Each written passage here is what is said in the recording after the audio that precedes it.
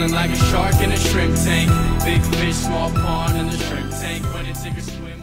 Hey everybody, welcome to the post-show wrap-up of the Shrimp Tank. I am your co-host, Ted Jenkins, sitting here every week with my co-host, Chris Hanks, who's the executive director and founder of the Shore Center for Entrepreneurship.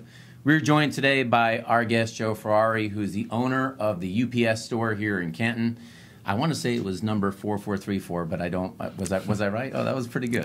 And remember, every week on the post-show wrap-up, we like to bring you some of the brightest and best owners and CEOs in and around the state of Georgia. You can always listen to a wrap-up of Joe's entire broadcast at shrimptankpodcast.com or download us on iTunes and listen to us in your car.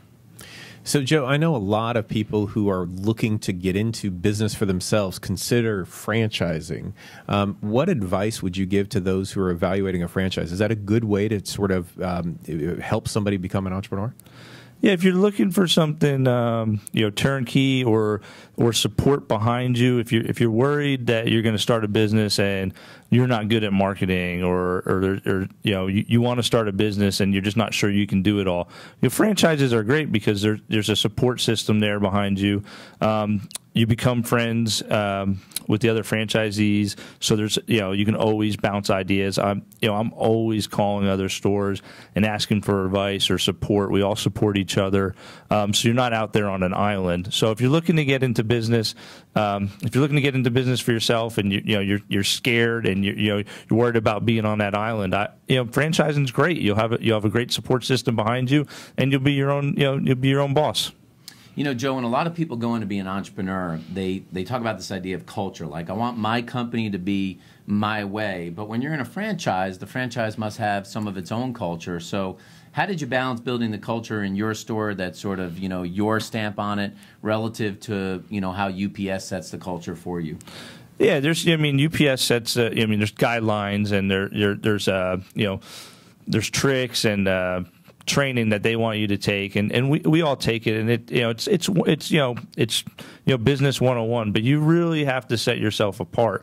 For example, UPS has email notifications when you ship a package.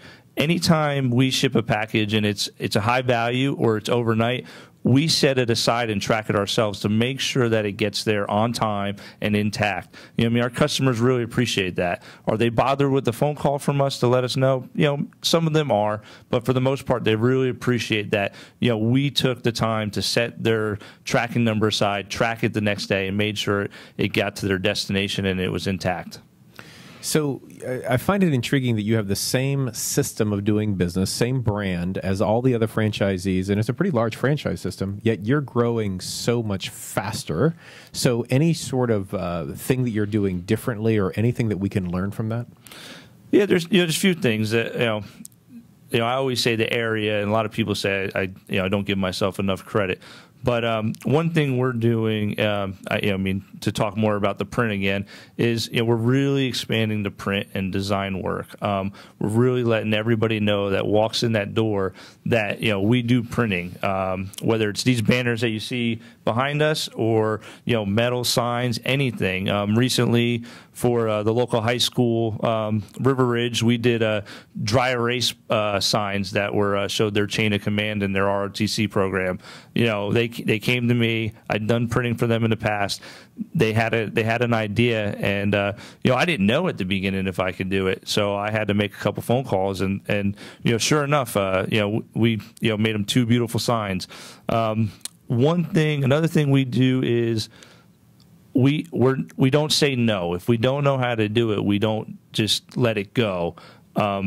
A lot of times we say yes, and we just work like hell to try to figure it out, and hopefully, 99% of the time, we succeed. And then we also learn during that process. So next time that question comes up, we have all the answers. What do you think by far, in all your time as a UPS store owner, is the priciest thing that you've ever had to ship? Somebody came with a sculpture that was $75,000, but they said it was broken, and and we can only insure it, cover it up to $50,000. But I've had some, I've had some expensive items. I've had a $25,000 engagement ring I had to ship out. Wow. That might have been a keeper, huh? Right? And what's the busiest time of season for UPS? Is it typically the holidays? Oh yeah, by far. December is like 2 months wrapped into one. It's obviously shipping dominant. Selling a lot of stamps, but December is by far the busiest month. Well, we want to thank you for coming on the broadcast today. For folks that want to hear more about your store, how can they learn about you, get in touch with you, and learn more about shipping through the UPS store? Yeah, you can. You find me on LinkedIn, Joe Ferrari. We have a Facebook page, just UPS Store 4434. We're on Twitter. I don't know it because my wife handles that. But if you just go on Twitter and search UPS Store 4434, we have a good following on there.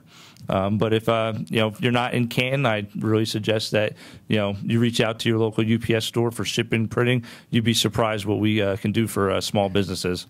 Well, you got to check them out. The 6th fastest growing store in the entire country. And look, this is just another lesson today on the Shrimp Tank that you can get into entrepreneurship in so many ways. You can either start a business from the ground up or build a franchise. Either way, if you put hard work behind it and you're committed to do it, you can be a huge success like Joe Ferrari in the UPS store. And that's our post-show wrap-up of the Shrimp Tank.